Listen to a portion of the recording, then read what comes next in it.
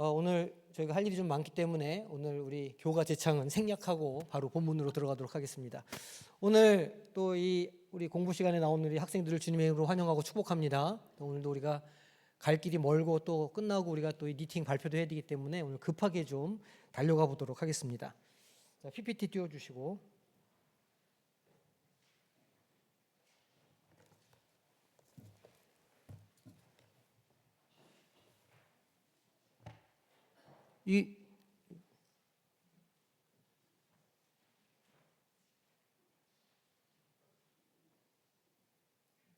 네, 연장이 없는데요, 방송실? 연장이 없습니다. 연장 어디 갔을까요?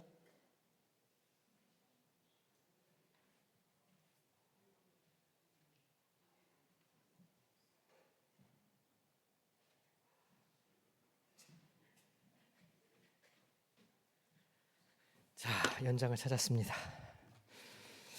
자, 우리 지난주 복습을 좀 먼저 해봐야 되겠죠. 오늘 우리가 이제 13장 얘기하는데 우리가 지난 12장에 여인과 용 이야기 우리가 했었어요. 그래서 여인이 아이를 해산했다. 그게 이제 온 구약 시대가 기다려왔던 예수 그리스도를 뜻한다. 이제 이 얘기했었고, 용이 그 아이를 해산할 때 기다렸다가 죽이려고 했는데 못 죽였죠. 그리고 아이를 죽였죠. 그래가지고 죽었다가 살아나서 이제 승천이 됐고, 여인이 이 광야로 피신해서 숨어 있었어요. 얼마 동안? 그렇죠. 3년 반 동안, 2년 반 아니에요. 3년 반 동안 42달, 그죠? 1260일, 1280일인가? 1260일, 예, 이렇게, 예. 그렇게 도망가 있다가 다시 왔다. 이제 그 얘기를 우리가 지난주에 했었거든요. 이제 오늘은 그 뒷이야기예요. 세상의 권력, 그러니까 사탄이 세상 권력과 거짓 종교를 통해서 어떻게 이 땅 가운데 있는 하나님의 백성들을 괴롭히는가, 이 얘기를 오늘 우리가 좀 살펴볼 거고, 그리고 짐승의 표가 뭐예요? 666. 반대되는 게 뭐죠? 하나님의 인치심이죠. 예, 하나님의 인치심. 14만 4천 명. 그 666이 상징하는 세상 유혹과 통제에 대한 영적인 분별력을 우리가 좀 가져야 되겠다. 뭘 상징하는지 알아야 되겠다는 것이고, 세 번째는 그렇게 세상과 타협하지 않고 믿음과 인내로 주님께 신실하게 살아가는 삶의 중요성을 오늘 우리가 배워보도록 하겠습니다. 자, 지난주 우리 암송 구절 있었죠?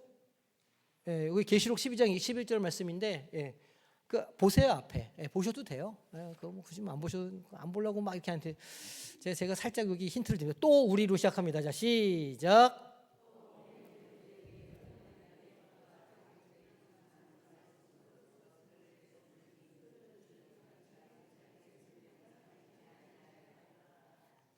아멘. 뭘로 이겼어요? 어린 양의 피, 그리고 말씀으로 이긴다. 예, 그거 잘 기억하시면 돼요. 자, 우리 지난주 복습을 다시 한번 하겠습니다. 12장에서 교회가 겪는 박해의 근본적인 원인이 뭐라고 얘기했었죠? 교회가 당하는 핍박, 성도가 삶에서 경험하는 어려움들이, 그죠? 박해가 단순히 인간적인 눈에 보이는 차원의 것이 아니라 말씀드렸어요. 이게 뭐냐면 하늘에서 영적 전쟁에서 패배한 누가?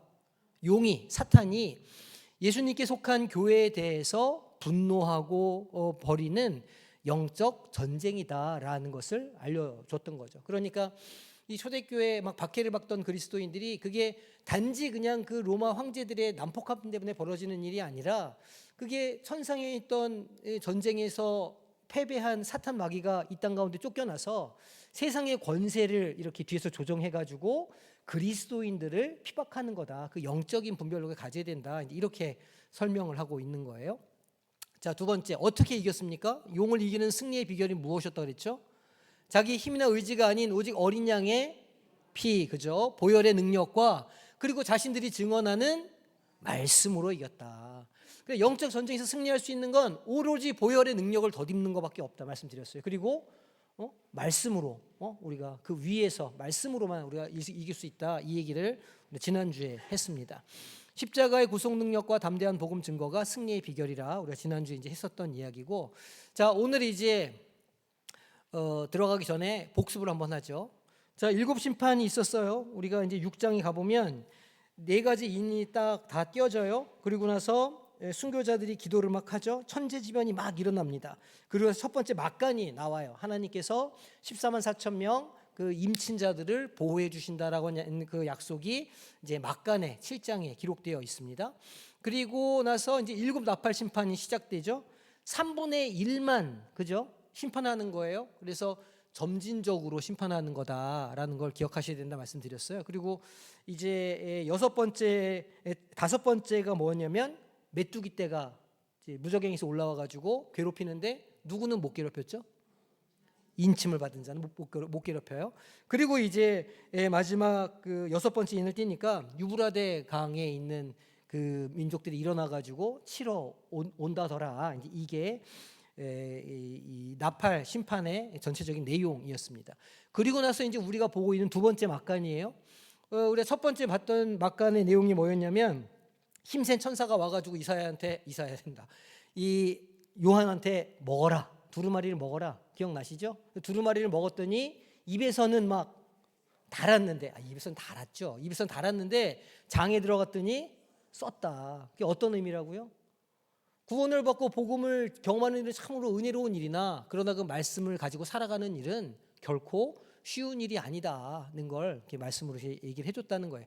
그게 이제 첫 번째 막간의 내용이었고 두 번째가 이제 두 증인이 나왔어요. 그죠? 그 두 증인이 뭐였냐면 이 땅 가운데 교회가 두 증인이었다. 교회가 감당해야 될 사명을 두 증인으로 상징적으로 표현했다는 것이고 그 다음에 나온 게 뭐냐면 여인과 용이에요. 지난주에 우리가 다뤘던 내용. 그리고 오늘 다루는 게 뭐냐면 그 쫓겨난 용이 이 땅 가운데 두 짐승을 부려가지고 기독교인들을 괴롭힌다. 그게 오늘 내용이에요. 그리고 이제 다음 주 넘어가면 이 시온산의 어린 양이 딱 등장하고 추수가 시작돼요. 그렇게 나고 나면 이제 일곱 대접 심판이 딱 일어나게 됩니다. 그래서 이번에 마지막 이 대접 심판은 완전한 심판이에요. 살리는 게 하나도 없이 다 그냥 다 이렇게 다 심판하는 거예요. 그래서 첫째, 둘째, 셋째, 넷째 다 끝나면 짐승의 나라가 암흑으로 되고 아마겟돈 전쟁이 준비되고 그다음에 마지막 막간에 들어가면 이제 정체가 드러나죠. 큰 음녀, 그러니까 사단 마귀의 정체가 드러나고 바벨론을 심판하는 내용이 기록되어 있어요. 그리고 나서 마지막 승리의 장면이 이제 이후에 기록되어 있습니다. 이제 외우시겠죠? 어디 가서 요한계시록 설명하라 그러면 아마 설명하실 수도 있으실 것 같다는 생각이 들지만 모른다. 자, 오늘 본문으로 들어갑니다. 자, 세상 권력과 거짓 선지자. 세상 권력과 거짓 선지자. 딱 벌써 제목에서 이게 두 짐승이라는 거를 딱 감으로 잡으실 수 있을 거예요. 자, 앞선 장에서 12장에서 하늘의 전쟁에서 이 미가엘에게 패배해가지고 땅으로 사탄이 쫓겨났어요. 그죠? 그 쫓겨난 사탄이 이제 이 땅 가운데에서 자기의 뭐를 내세워서 대리인들을 내세워서 그러니까 이 사단 마귀가 직접 싸우지는 않아요. 이렇게 쓱 이렇게 뒤로 간사하게 이렇게 수하들을 해가지고 앞에 내세우는 거예요. 자기는 뒤에 딱 숨어 있어요. 그 뒤에 숨어 있는 그 자가 언제 나타난다고요? 세 번째 막간에서 큰 음료로 나오는 거예요. 뒤에 숨어가지고 대리인들을 내세워서 교회를 막 공격해요. 그게 첫 번째가 뭐였냐? 바다에서 나온 첫 번째 짐승이에요. 첫 번째 짐승이 바다에서 나왔어요. 근데 이 바다에서 나온 첫 번째 짐승이 권세를 누구한테 받았느냐? 용한테. 용이 누구라고요? 사단. 사단 마귀. 사단에게 권세를 받아가지고 하나님을 뭐 한다고 그랬어요? 모독해요. 하나님을 모독하는 게 뭘까요? 하나님을 진짜 모독하는 건 옛날에 이 에덴에 있을 때 뱀이 했던 짓과 비슷한 거예요. 뭐냐면 진짜 하나님이 그랬어? 이렇게 하는 거. 하나님이 좀 능력 있으시긴 하지. 근데 진짜 그럴까? 이렇게 하나님을 의심하게 하는 거. 이게 하나님을 모독하는 거예요. 하나님을 의심하도록 만드는 것, 하나님을 의심하는 것. 하나님의 능력을 불신하게 만드는 게 이게 모독입니다. 모독하게 하고 성도들을 뭐 해요? 핍박하는. 그러니까 지금 성도들이 다 하나님을 의지하고 있죠. 하나님을 바라보고 하나님을 믿고 있잖아요. 근데 지금 이 용이 하는 일이 뭐냐면 그 하나님을 불신하도록 만든다는 거예요. 하나님을 불신하도록 만들고 동시에 그들의 삶을 핍박을 해요. 그러니까 핍박 가운데 있고 하나님을 못 믿으니까 그 성도들이 뭘 해야 될까요? 그러면 다른 믿을 수 있는 걸 찾아야 되잖아요. 그게 누구라는 거예요? 그게 사단이라는 거예요. 나야! 이렇게 얘기하는 거예요. 그래서 그 막강한 정치 군사적 권력을 상징하는 거예요. 그 예수 믿어봐야 아무 소용없어. 지금은 황제를 숭배할 때야. 이렇게 말하는 거죠. 그런데 그건 진짜 황제를 숭배하라는 게 아니라 그 뒤에 있는 사단을 숭배하게 하는 거다. 그런 말이에요. 그러니까 첫 번째 바다에서 올라온 용은 정치 권력을 말한다. 상징한다. 이걸 이해하시면 돼요. 이거 좀 자세히 볼게요. 자, 바다에서 나온 짐승이다. 10절까지 이렇게 설명하고 있는데 여기 무슨 내용이냐면 정치적 군사적 권력을 상징한다. 제가 이제 말씀을 드렸죠. 바다에서 올라왔다 그러는데 그 모양새를 보니까 네 짐승, 다니엘서 7장에 나오는 네 짐승과 꽤 많이 닮아 있어요. 우리가 다니엘서 봤었죠. 우리가 시작하기 전에 다니엘서에 나오는 그 네 짐승이 나오는데 거기 나온 네 짐승은 당시에 그 세상 권력을 상징하는 것이었어요. 그러니까 그 당시에 바벨론, 바사 이런 제국들을 상징하는 게 네 가지 생물이었거든요. 그러니까 여기에서도 지금 네 생물로 비유를 하고 있는 거예요. 그 시절에 그들을 핍박하던 정치 권력을 이렇게 비유하고 있다. 그걸 아시면 돼요. 특징이 뭐냐? 뿔이 10개라. 머리는 7개예요. 그리고 머리에는 신성 모독의 이름이 있대요. 그러니까 제일 꼭대기에 신성 모독의 패가 달려 있는 거예요. 뭐가 약간 연상이 되시죠? 이 반대편에 뭐가 있냐면 십자가 위에 죄패가 있었어요. 거기 뭐라고 써 있었어요?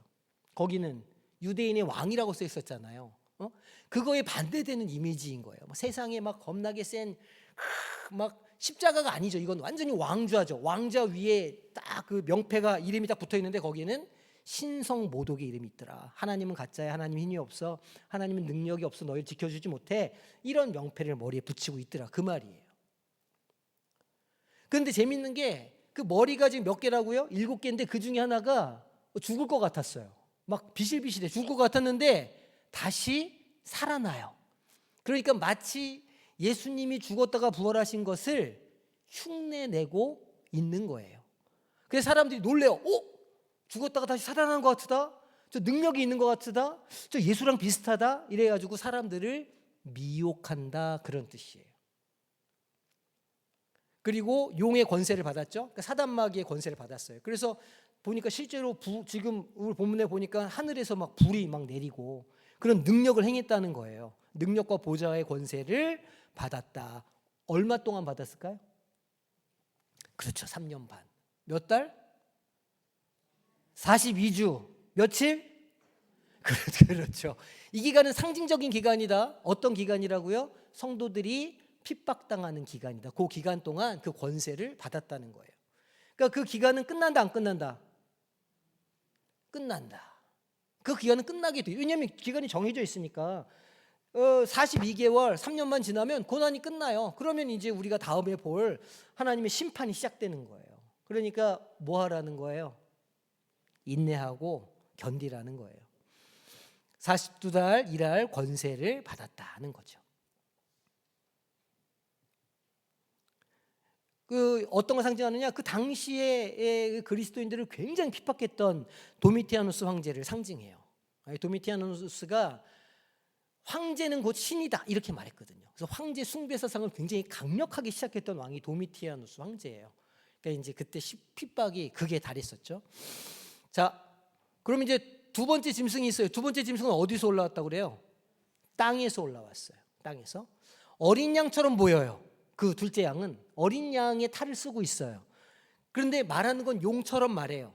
그리고 큰 이적을 행하고 있어요. 그 사람들을 뭐 하냐면 미혹해요. 그래서 지금 모양이 어린 양의 모습이니까 어린 양은 뭐의 상징이죠? 예수님의 상징이잖아요. 그러니까 예수님처럼 하고 딱 나타난 거예요. 예수님처럼. 우리 구원자인가? 그렇게 하고 싹 나타나가지고 말을 하는데 말은 뭐처럼 한다고요? 용처럼, 사단처럼 한다는 거예요. 그러니까 생긴 것만 예수님이고 전파하는 건 순 사단마귀 악한 거를 이렇게 전파해 준다는 거예요. 그렇게 하면서 그 첫 번째 바다에서 올라온 그 짐승을 숭배하도록 만든다. 이 두 번째 짐승이 거짓 선지자를 상징한다는 거예요. 그러니까 로마 제국이 막 그렇게 너무 세니까 몇몇 이단들이 나타나가지고 아우 지금 시대는 로마 황제를 숭배해도 돼라고 그리스도인들을 미혹하고 마치 자기가 참된 선지자인 것처럼 행세를 하고 다녔다는 거예요. 하지만 그의 입에서 나오는 건 다 사단의 이야기더라, 그 이야기인 거죠. 그러니까 지금 첫 번째 용은 세상 권력이었다 얘기했죠. 첫 번째 짐승은. 두 번째 짐승이 뭐라고요? 거짓 선지자를 상징하는 거라는 말이에요. 특히 둘째 짐승은 모든 사람에게 오른손이나 이마에 뭘 받게 했을까요? 짐승의 표를 받게 했어요. 그게 뭐라고요? 666이더라. 그래서 이 표가 없는 사람은 뭘 못했죠? 우리가 거의 첫째 시간에 이 얘기했었어요. 666에 대해서 얘기할 때 이 표가 없으면 뭘 못한다고 그랬어요? 경제 활동을 못한다고 그랬잖아요. 이 로마 제국 이 시절에 경제 활동이 다 어떤 방식으로 이루어진다고 말씀드렸죠? 길드 형태로, 조합 형태로 이루어진다. 그래서 무슨 농사는 농사조합, 무슨 어업은 어업조합, 무슨 뭐 수공예는 수공예 조합, 이런 형태로 다 조합 형태로 경제 활동이 이루어졌었어요. 그러니까 조합에 가입되지 않으면 그 경제 활동을 할 수가 없는 그런 경제 구조가 만들어져 있었다는 거예요. 그런데 그 길드에 들어가려면 그 길드에서 섬기는 우상 숭배의 예식에 참여를 해야 되는 거예요. 그러니까 무슨 상업의 신 그런 거 있잖아요. 지금도 무슨 뭐 하면 돼지 입에다가 이렇게 지폐 딱 물려놓고 뭐 하잖아요. 그런 것처럼 무슨 신 그 길드에 가입을 하려면 그 신에게 예배 경배를 해야 되는 그런 절차를 하지 않으면 길드에서 받아주질 않아요. 그러니까 내가 신앙을 지키기 위해서 우상 숭배 안 하겠다고 길드에 가입을 안 하면 경제 활동을 못했다는 거예요. 그 시절에. 그거를 이렇게 지금 666이라고 상징적으로 표현을 하고 있는 거예요. 자,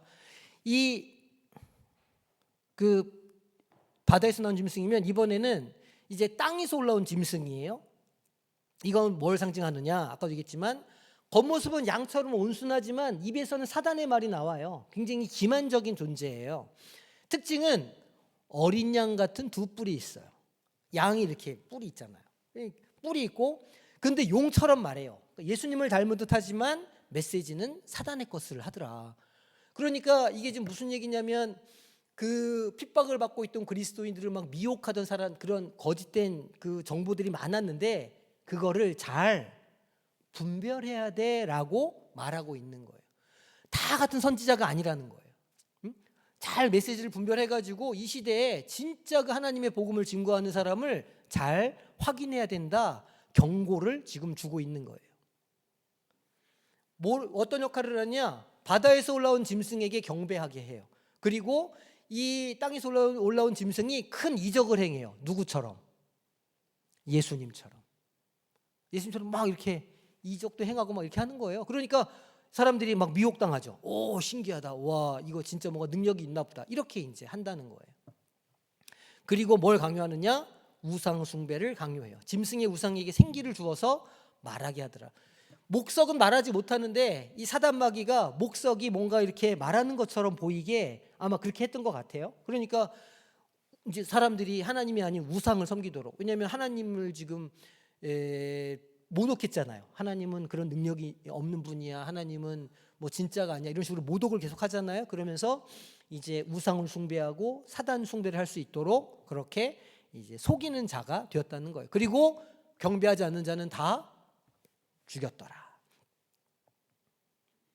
거짓 선지를 상징한다고 했어요. 오늘 요즘 시대에도 뭐 여러 가지 이단들 종교들도 있고 철학 사상도 있고 뭐 미디어도 있고 많은 것들이 이런 땅에서 올라온 짐승의 역할들을 오늘날에도 하고 있다고 볼 수 있죠. 이념적인 종교적인 선동 세력을 의미한다는 거예요. 자, 그리고 또 주요 상징들에서 좀 볼게요.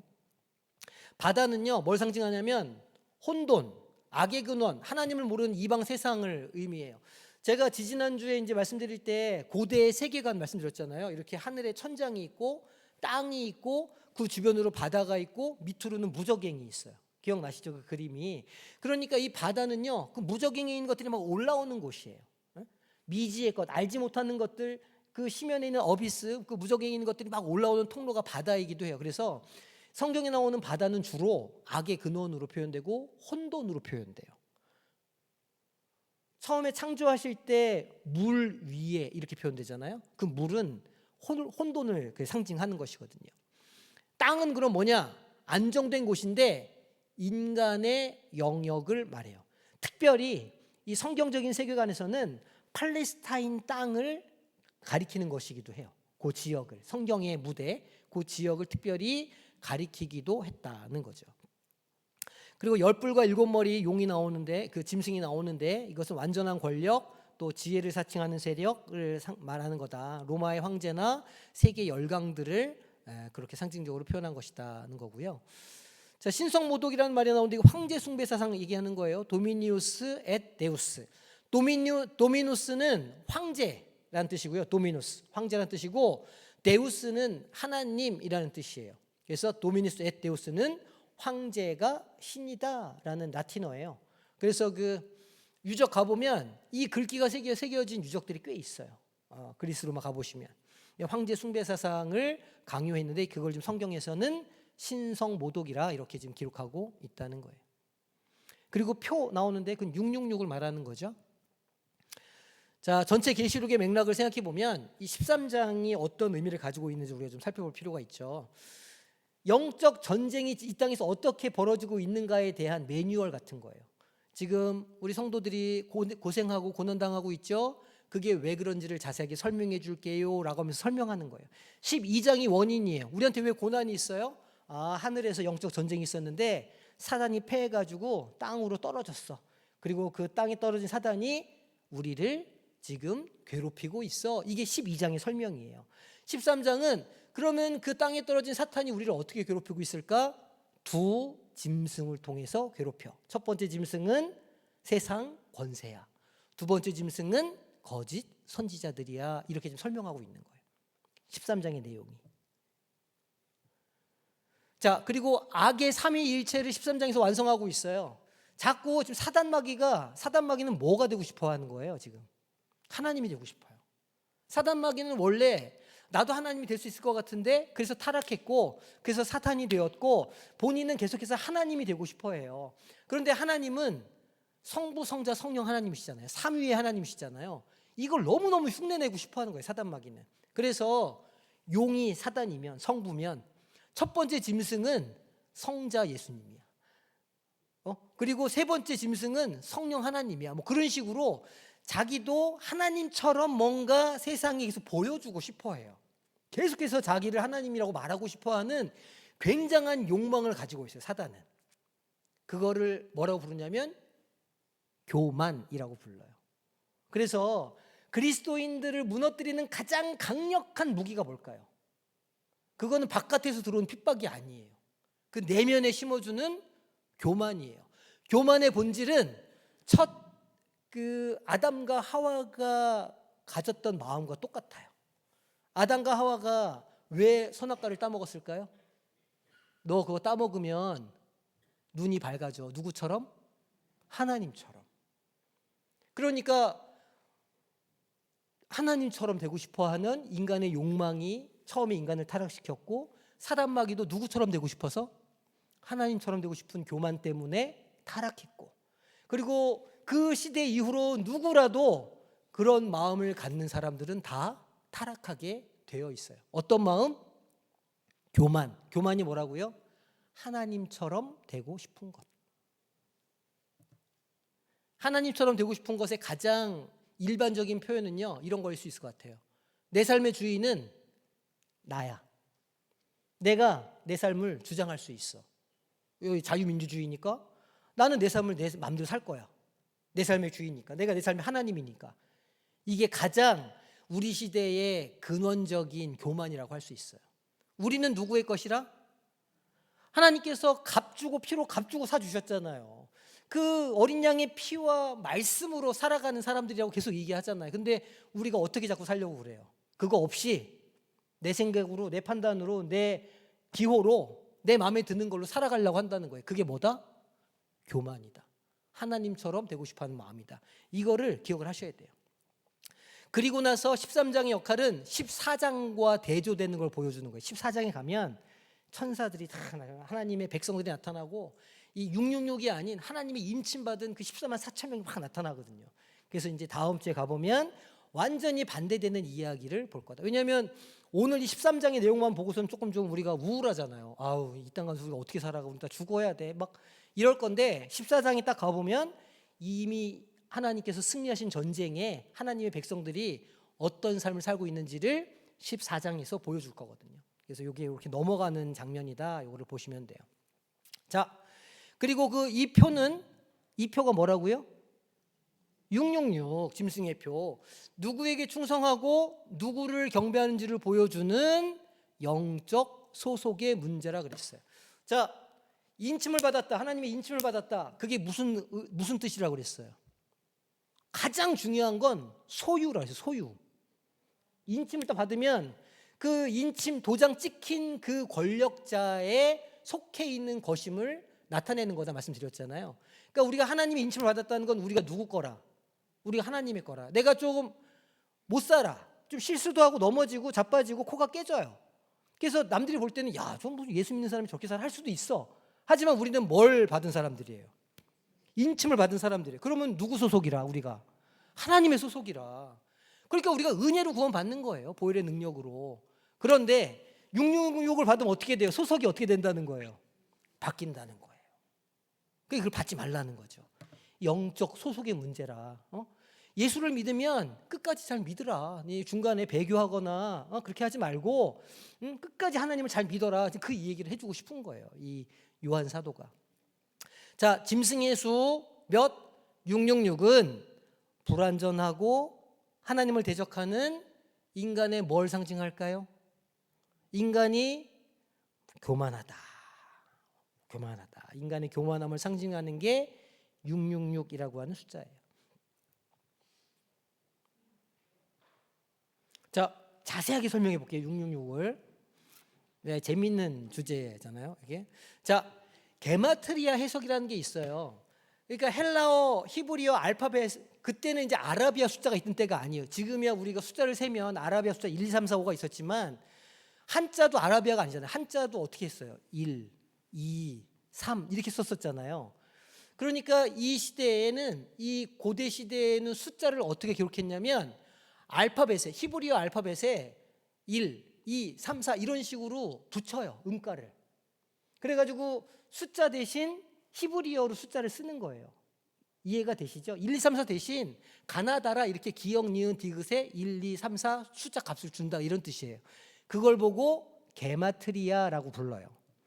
그래서 히브리어나 헬라어 알파벳에 숫자를 대입해서 풀어가지고 이 666을 게마트리아 방식으로 풀 수가 있어요. 좀 이따 설명해 드릴게요. 또 상징적으로 해석하는 방법도 있어요.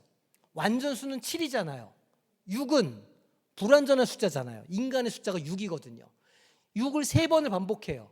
아무리 반복해도 7이 되지 못한다. 그래서 결코 신이 될 수 없는 불완전함을 상징하는 숫자가 666이다. 이렇게 이제 해석을 하는 갈래도 있어요.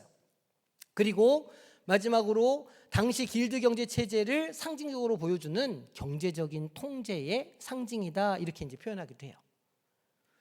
시저가 그 황제정을 제정을 딱 시작하면서 동전을 만들었어요. 그 전까지는 동전이 지네 맘대로 막 이렇게 막 쓰였는데 화폐 개혁을 했거든요. 그러면서 화폐에다가 누굴 딱 박았냐면 자기 얼굴을 딱 박았어요. 캐살의 얼굴을 박은 거예요. 금화 동전에다가 이젠 이것만 써. 이렇게 했거든요. 그러니까 그 화폐 경제 활동을 하려면 그 동전을 써야만 하고 길드에 들어가야만 그게 유통이 되고 이렇게 되니까 그게 666의 상징이 될 수 있었던 거죠. 자, 게마트리아 해석을 제가 설명 좀 할게요. 이거는 너무 자세하긴 한데 그래도 아시면 좋아요. 자, 네론 케사르가 무슨 말이냐면 네로 황제를 말하는 거예요. 네로 케사르는 시저 황제를 뜻하거든요. 그러니까 네로 황제를 히브리어로 쓰면 네론 케사르라고 써요. 이 히브리어는 일본어처럼 이렇게 왼쪽에서 오른쪽으로 읽습니다. 그러니까 저거는 이렇게 읽는 게 아니라 이렇게 읽으셔야 돼요. 뒤에서부터 네론 케사르라고 쓴 거예요. 저게 그 음가를 보니 자, 네론은 눈, 레시, 바브, 눈이라고 하는 알파벳으로 만들어졌는데 숫자 값이 나오죠. 눈은 50, 레시는 200, 바브는 6, 눈은 50이에요. 그걸 쭉 더하면 306이 나와요. 네 론을 합치면. 그리고 카이사르, 코프, 샤메크, 레시 알파벳의 음가가 160, 200이에요. 합치면 360 나오거든요. 두 개를 더하니까 666이 딱 떨어져요. 이걸 게마트리아 해석이라고 그래요. 그러니까 고대에 자기들끼리 이렇게 막 핍박하니까 비밀리에 예수를 믿어야 되는데 함부로 네로 황제 이렇게 말할 수가 없잖아요. 그러니까 이제 자기들끼리 이렇게 암호화해서 666이야 이렇게 하는 거예요. 이 숫자를 더해가지고. 그럼 이제 그를 아는 사람들은 아 이게 네로 황제를 뜻하는 거구나. 암호처럼 이걸 이해할 수 있게 되는 거죠. 자, 이해가 되셨습니까? 이해가 다 안 된 것 같은데? 이해가 안 되셨어요? 이럴 수가. 다시 설명할까요? 예, 저기 모르시는 분들은 개인적으로 와주시면 제가 한자 한자 적어가면서 다시 한번 설명하도록 하겠습니다. 뭐 아시는 분들은 아시고 모르시는 분들은 주여, 이건 뭐 그래요. 자, 네 가지 관점 말씀드려요. 관념주의에서 두 짐승은 오늘날에도 존재하는 뭘 상징할까요? 물질 숭배, 황금만능주의죠. 아우 돈이면 다 돼. 아우 그게 짱이야. 뭐니 해도 뭐니야 이런 거 물질 숭배. 그다음에 권력 숭배. 아유 그래도 변호사는 좀 있어야 되고 집안에 검사는 좀 한 명 나와야 되고 이렇게 자꾸 이렇게 위로 올라가려고 하는. 그리고 거짓 종교. 얼마나 종교 유사 종교가 많습니까? 이런 보편적인 악의 형태를 상징한다. 두 짐승이 상징할 바가 그런 거다는 거예요. 과거주의에서 첫째 짐승은 로마 제국을 말하는 것이고 둘째 짐승은 황제 숭배를 촉진하던 로마의 사제 계급을 가리킨다. 로마가 우상의 도시였잖아요. 그래가지고 우상들마다 섬기는 사제들이 다 따로 있었거든요. 그래서 이 로마 군인들이 전쟁에 나갈 때는 전쟁의 신을 섬기는 사제한테 찾아가요. 그래서 거기에서 이렇게 얼마 주고 거기서 이제 이렇게 제사를 지내고 그리고 출전을 했거든요. 그 일상이 다 그런 우상 숭배였어요. 뭐 전쟁을 나간다, 뭐 장사를 시작한다, 뭐 무슨 농사를 짓는다, 뭘 한다 그러면 다 그런 길드 형태로 사회가 구조가 이루어져 있었기 때문에 그걸 하지 않으면 살 수가 없었던 거죠. 그리고 666은 네로 황제를 지칭하는 암호다. 과거주의에서는 그렇게 해석합니다.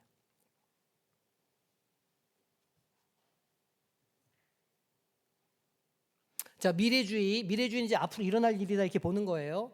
두 짐승은 미래에 나타날 특정 적그리스도. 이제 우리 시대 적그리스도가 나타난다는 거예요. 세대주의 관점에서 보면 뭔가 모르지만 그게 무슨 뭐 유엔의 총수가 됐던 아니면 뭐 저기 EU 유럽 연합의 무슨 뭐 대통령이 됐든 누가 됐든지 간에 강력한 세계 정부의 어떤 수장이 나타난다는 거예요. 그게 사탄 마귀라, 그게 이제 적그리스도라는 거죠. 그리고 거짓 선지자가 나타나서 사람들을 미혹할 거다 이렇게 이제 말하는 거예요. 그리고 짐승의 표는 미래에 나타날 경제 통제 시스템이다. 여기다 베리칩 받고 뭐하고 뭐 한다. 이제 그게 여기에서 나오는 이야기예요. 자, 종합해 보면 성도들에게는 세상의 미혹과 압력에 타협하지 않고 영적인 뭘 가지라고요? 분별력을 가지라는 거예요. 그리고 믿음과 인내로 그 영적 전쟁에 맞서야 된다. 무기는 뭐다? 어린 양의 피, 보혈, 그리고 하나님의 말씀. 신천지는 뭐라고 그러냐면 첫째 짐승과 둘째 짐승들을요 자기를 핍박하는 특정 교단의 어떤 사람으로 이렇게 봐요. 그래가지고 뭐 어느 교단에 누가 하면 저게 첫째 짐승이다 막 이렇게 이제 얘기하고 이런 식으로 하는 거죠. 자, 질문해 보겠습니다. 바다에서 나온 짐승과 땅에서 올라온 짐승은 각각 누구에게 권세를 받았을까요? 어떤 역할을 합니까? 바다 짐승은 누구한테서 직접 권세를 받았죠? 용에게서, 그죠? 용에게서 직접 권세를 받았어요. 그리고 정치적, 군사적으로 성도들을 억압해요.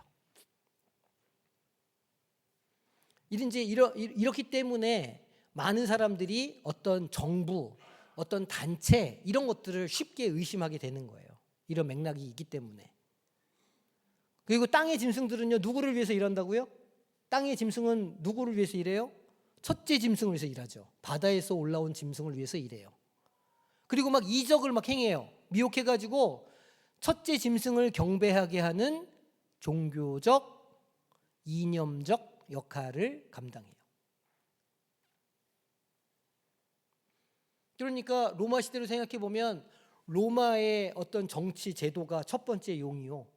그 로마의 정치 사상이나 종교 사상이 두 번째 짐승이라고 생각해 볼 수 있는 거죠. 자, 두 번째, 짐승의 표를 받지 않으면 어떻게 되죠? 뭘 할 수가 없죠? 기본적인 경제 활동을 할 수가 없어요. 그래서 고립되고 생존의 위협을 받을 수밖에 없죠. 자, 세 번째 질문.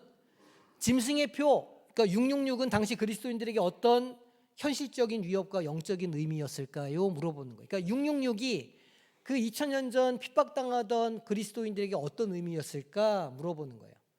현실적으로는 뭐를 거부해야 하는 거예요? 우상숭배, 황제숭배를 거부하죠. 현실적으로 그걸 거부하게 되잖아요. 그러면 뭐에서 배제가 돼요? 경제활동에서 배제가 되는 거예요. 666은 이걸 상징하는 거였죠.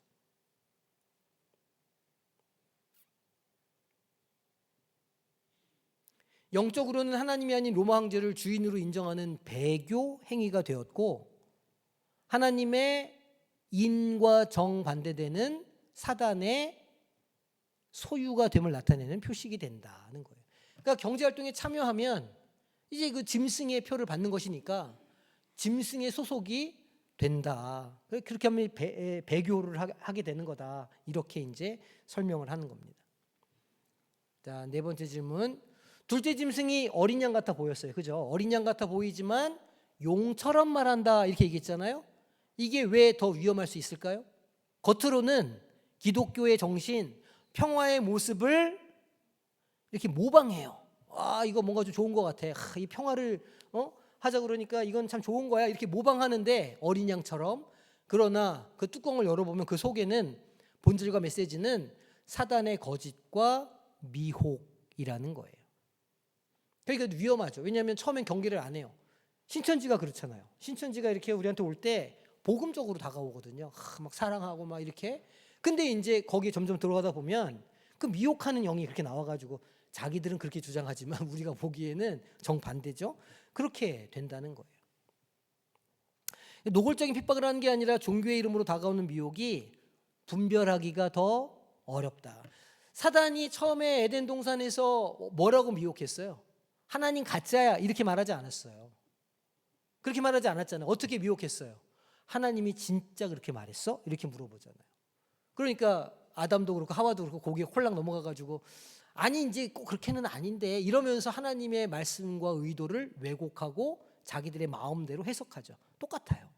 노골적인 핍박이나 종교의 이름이 아니고 분별하기 어려운 방식으로 우리의 마음을 틈탄다는 거예요. 맞는 얘기 같은데 끝에 가면 맞지 않는 거죠. 이단이 원래 달을 이자 끝단자예요. 이단이라는 말이 이단, 달을 이 끝단. 그러니까 처음에는 똑같이 시작하는데 뒤로 가면 갈수록 달라지는 거. 이게 이단 아닙니까? 자, 5번 문제. 오늘 우리 사회에서 짐승의 표와 같이 우리의 신앙을 타협하게 만드는 경제적이고 사회적인 압력이 있을까요? 없을까요? 여러 가지가 있겠죠. 그중에 예를 한번 들어본 거예요. 성공과 부를 위해서는 과정 중요하지 않아. 수단 중요하지 않아. 일단 잘 살면 돼. 일단 성공하면 돼.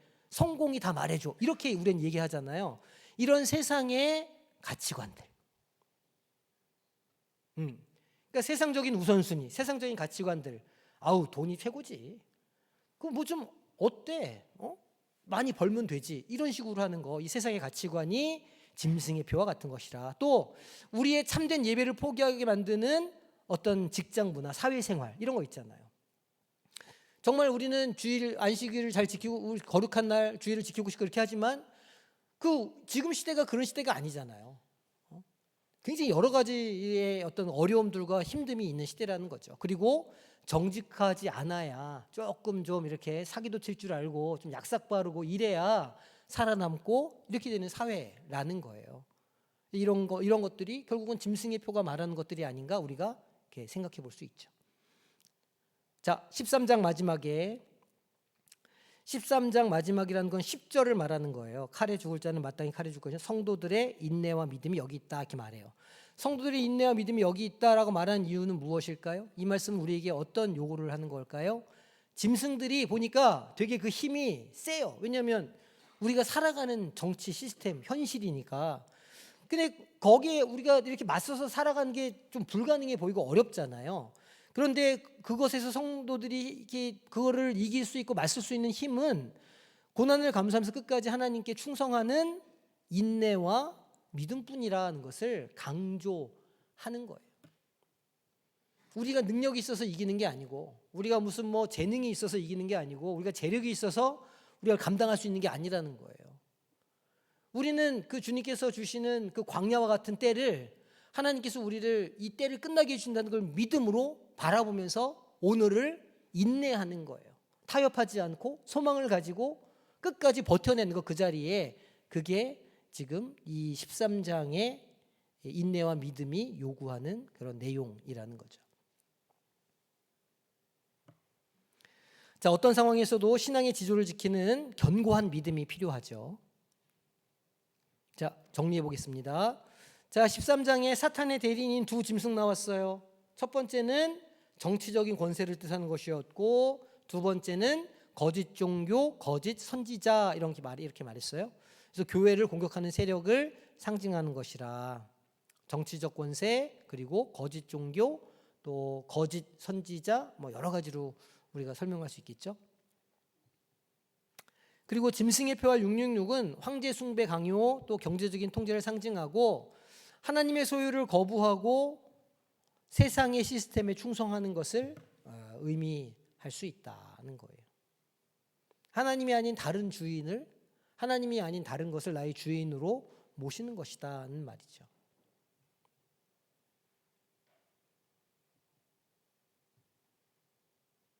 그래서 성도들에게는 세상의 미혹과 압력에 타협하지 않고 영적인 뭘 가지라고요?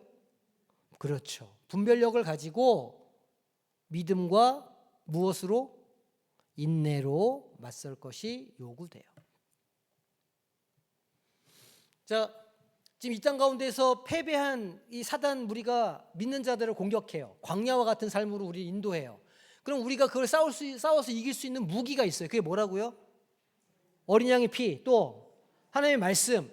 어린 양의 피와 하나님의 말씀을 붙잡고 살아가는 우리의 태도는 뭐예요? 믿음과 인내라는 거예요. 그러니까 삶의 자리에서 믿음과 인내를 가지고 하나님의 말씀 붙잡고 보혈을 의지해서 매일매일 잘 싸우시라, 그 말입니다. 매일매일 싸우시는 성도님들이 되시기를 소망합니다. 자, 우리 암송 구절 한 목소리 하겠습니다. 13장 10절 말씀이에요. 자, 한 목소리로 합독하겠습니다. 자, 시작.